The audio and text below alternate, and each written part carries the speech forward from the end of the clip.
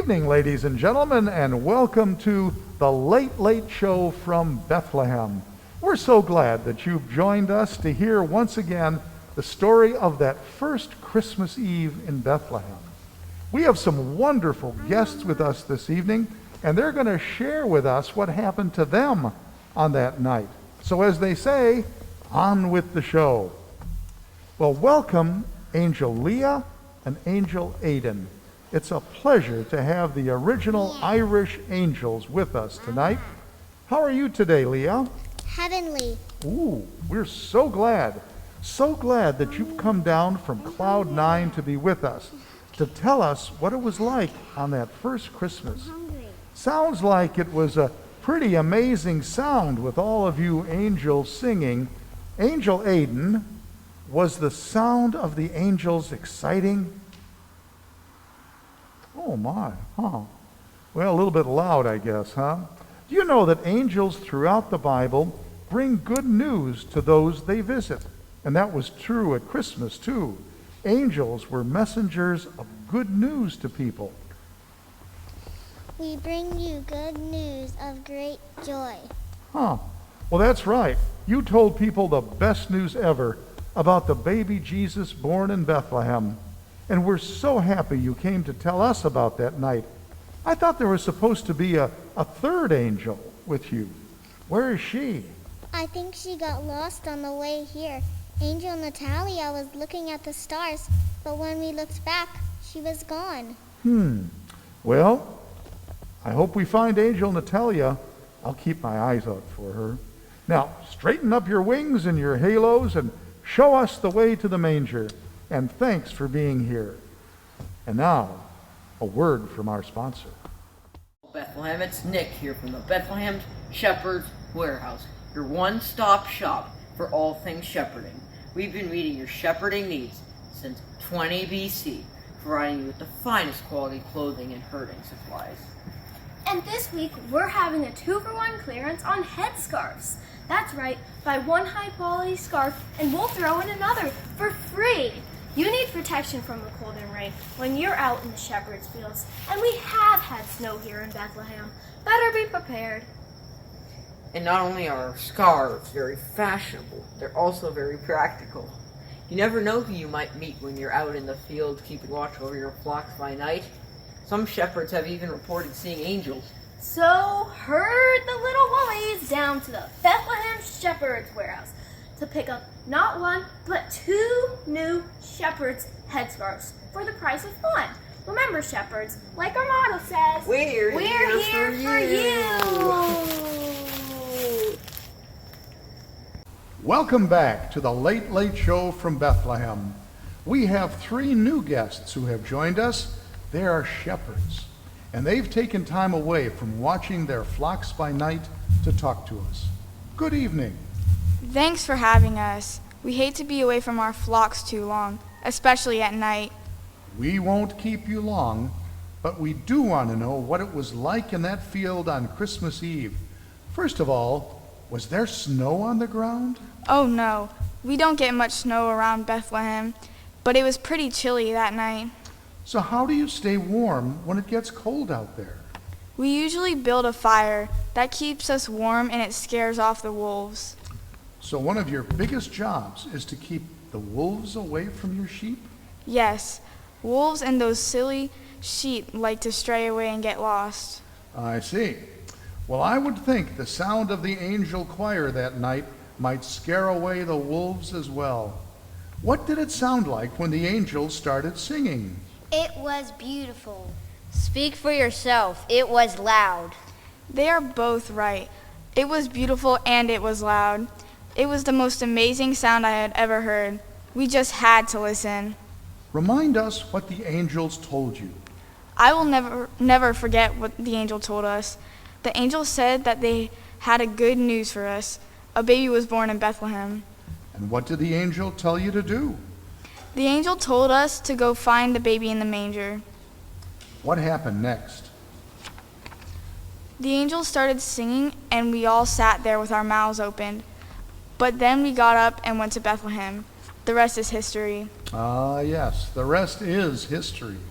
Shepherds, thanks for joining us. I think your little sheep are next to chat with us. Thanks for coming out to visit with us tonight. What beautiful little sheep.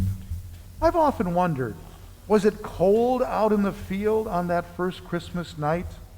Ba, ba.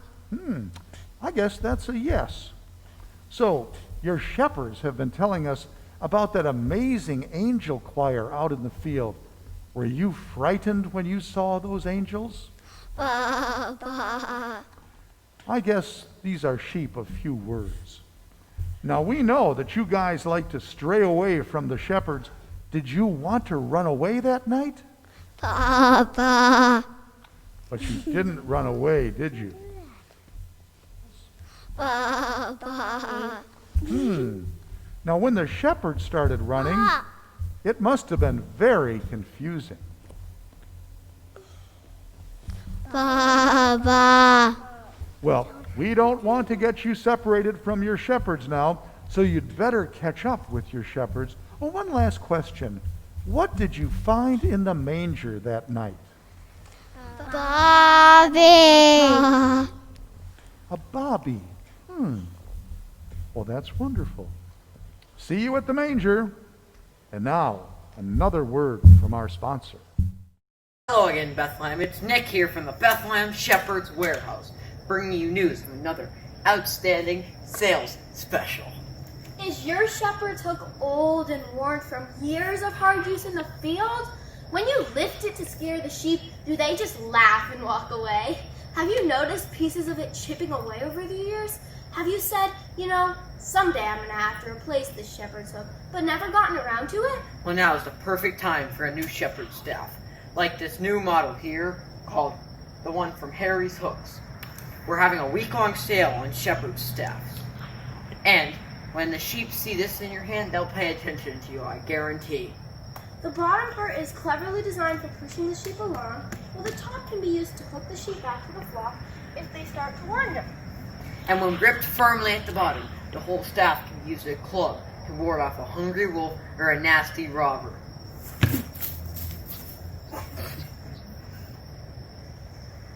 But don't delay. Rush out right now to buy a new shepherd staff. You know your sheep deserve the best, and that's what they get from the Bethlehem Shepherd's Warehouse, where our motto is, We're here for you. Welcome, Mary and Joseph. We're so honored to have you with us tonight. You're the parents of Jesus. It's our pleasure. It seems to me that much of this story is all about angels for you two. Mary, tell us about your first experience with an angel. Thanks for asking. I was just minding my own business in my home in Nazareth when suddenly an angel appeared next to me. The angel Gabriel told me that the Lord was with me. I didn't understand. What else did Gabriel say? Gabriel told me not to be afraid and that I was going to have a baby. And now I was really confused. That seemed impossible. I remember the story. Gabriel told you that the baby would be called the Son of God, and that your cousin Elizabeth was having a baby too. So did you go and visit Elizabeth? Yes, I did. And it was true. Elizabeth was going to have a baby too. It all seemed so unreal. And Joseph, I seem to remember that you had an angel encounter too. Tell us about it. Yes, I had a dream, and in this dream, an angel spoke to me. What did the angel say? The angel told me that everything was going to be okay, and that Mary was going to have a baby. And the best part was that I should call the baby Jesus, because he would save his people. So that's what I did. Called him Jesus. Well, you two have had quite the angel sightings. Did you hear about those angels singing Gloria in excelsis Deo in the hillside outside of Bethlehem on Christmas Eve? We heard about it, but we didn't see it. We were kind of busy. No, you were kind of busy indeed. But we don't want to keep you too busy here. We don't want to miss hearing the greatest story ever told. But thank you for sharing your story with us tonight. And now a word from our weather girl, Hope. What's the weather looking like in Bethlehem this night, Hope? It's great to be with you on the Late Late Show. Honestly, it's a clear night in Bethlehem. The air is cool and crisp, and you will be able to see every star in the sky. It is a beautiful night to celebrate the birth of the baby. I am a bit puzzled about one thing, though. There seems to be a really bright star hanging over Bethlehem. I don't know what that's about. And there are 3 strange men who say they've been following the star and they want to talk to you. These strange guys seem to have landed right beside me. They tell me that they're astrologers from the East. They seem like pretty wise guys to me. We are wise because we follow the patterns of stars in the sky to guide us. And that's what brought you to baby Jesus? Yes, but it was not on Christmas Eve. We saw a star in the distance, and we stopped. It took us a long time because we stopped by King Herod to ask him about the baby. Ooh, King Herod. That was cool. Well, I understand about King Herod. You seem to have brought some very unusual gifts with you. You got some, gold and frankincense and myrrh?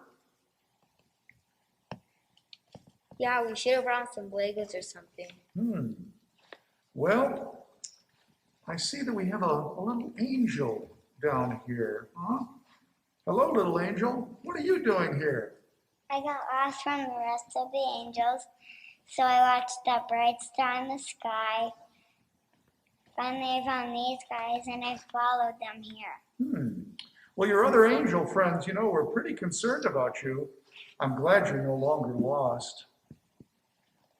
I think it's time for us all to hear the Christmas story.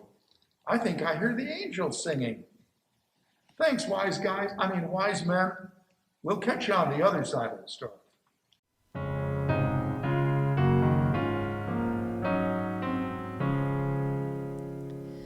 Angels we have heard on high, sweetly singing o'er the plains and the mountains in reply, echoing their joyous strains.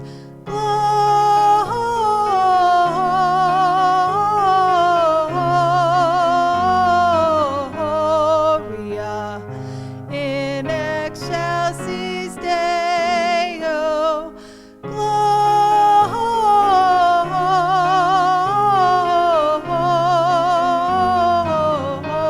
Gloria in excelsis Deo.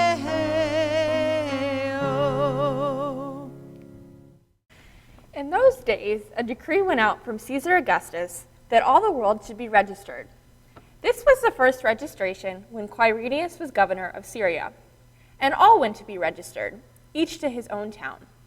And Joseph also went up from Galilee, from the town of Nazareth, to Judea, to the city of David, which is called Bethlehem, because he was of the house and lineage of David, to be registered with Mary, his betrothed, who was with child. And while they were there, the time came for her to give birth. And she gave birth to her firstborn son, and wrapped him in swaddling cloths, and laid him in a manger, because there was no room for them in the inn. And in the same region there were shepherds out in the field, keeping watch over their flock by night. And an angel of the Lord appeared to them, and the glory of the Lord shone around them, and they were filled with great fear. And the angel said to them, "Fear not, for behold, I bring you good news of great joy that will be for all the people. For unto you is born this day in the city of David a Savior, who is Christ the Lord. And this will be a sign for you. You will find a baby wrapped in swaddling cloths and lying in a manger." And suddenly there was with the angel a multitude of the heavenly host, praising God and saying, "Glory to God in the highest, and on earth peace among those with whom he is well pleased."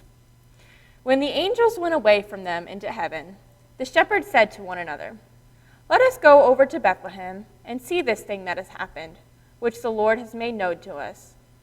And they went with haste and found Mary and Joseph and the baby lying in a manger. When they saw it, they made known the saying that had been told them concerning this child. And all who heard it wondered at what the shepherds told them. But Mary treasured up all these things, pondering them in her heart. And the shepherds returned, glorifying and praising God for all they had heard and seen, as it had been told them. And at the end of 8 days, when he was circumcised, he was called Jesus, the name given by the angel before he was conceived in the womb.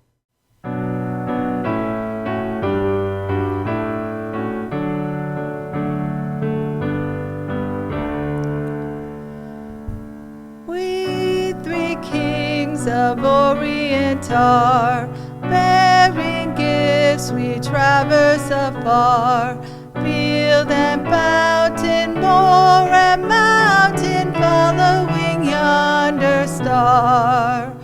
Oh, star of wonder, star of night, star with royal beauty bright, westward leading, still proceeding, guide us to the perfect light.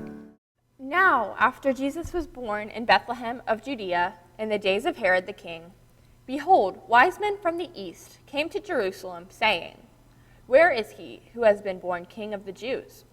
For we saw his star when it rose, and have come to worship him." When Herod the king heard this, he was troubled, and all Jerusalem with him. And assembling all the chief priests and scribes of the people, he inquired of them where the Christ was to be born. They told him, "In Bethlehem of Judea, for so it is written by the prophet, And you, O Bethlehem, in the land of Judah, are by no means least among the rulers of Judah, for from you shall come a ruler who will shepherd my people Israel." Then Herod summoned the wise men secretly, and ascertained from them what time the star had appeared.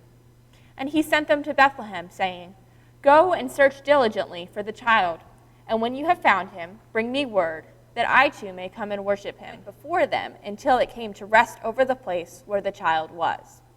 When they saw the star, they rejoiced exceedingly with great joy.